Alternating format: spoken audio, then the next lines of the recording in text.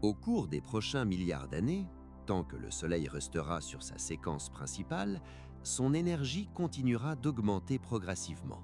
Cette hausse de luminosité entraînera une intensification du rayonnement solaire reçu par la Terre, modifiant profondément l'équilibre climatique et géochimique de la planète. Sous l'effet de températures plus élevées, les processus d'altération chimique des roches silicatées s'accéléreront, favorisant la capture du dioxyde de carbone atmosphérique et son stockage sous forme de carbonate.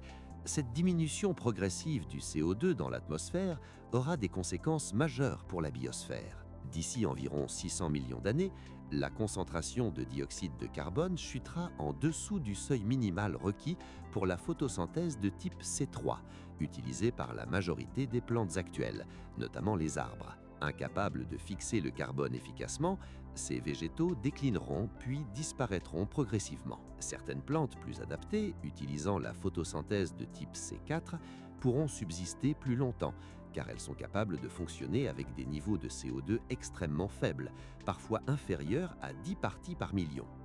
Toutefois, même ces espèces résistantes ne représenteront qu'un sursis temporaire. À long terme, la poursuite de la baisse du dioxyde de carbone, combinée à l'augmentation des températures et à la perturbation du cycle de l'eau, rendra toute forme de vie végétale impossible à la surface de la Terre.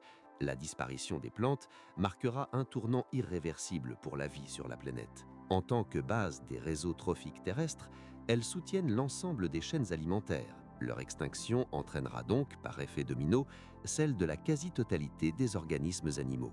Privée de producteurs primaires, la biosphère s'effondrera progressivement, ne laissant subsister que des formes de vie microbiennes très spécialisées, capables de résister à des conditions extrêmes. Ainsi, bien avant que le Soleil n'entre dans sa phase de géante rouge, la Terre deviendra un monde stérile en surface, transformé par l'évolution lente mais inexorable de son étoile, et par les mécanismes naturels qui, autrefois, avaient permis l'émergence et l'épanouissement de la vie.